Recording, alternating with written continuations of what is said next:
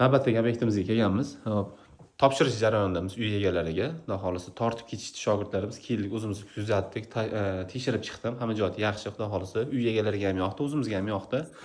Ko'rib bahosini berishinglar mumkin. Xudo xolisa idealni chiqqan. Ko'rinishi, sifati ideal. Hop, bu xonani aboylarni yopishtirib qo'yishgan, tayyorlab qo'yilgan holatiga biz kelib turib, patologlarni, dizaynerni shu yerga kelib, shu joy o'zida maketlarini qilib tayyorlab berganmiz. Uy egalariga yoqqan, keyin bu ishni boshlaganmiz. Xudo xolisa ko'rib o'zingizlar bahosini berasizlar. Aboylarga kombinatsiya qilganmiz. Bu koridorimizni sal to'g'riroq qilganimizda sababi yorug'lik yetarli bu yerda. Mana aboy ko'rib turibsizlar, aboyga moslab yuborganmiz, mana mramorning fakturini ustiga gul qo'yganmizda. O'sha uy egalariga gul yoqqanligi uchun mana shunaqa qilganmiz.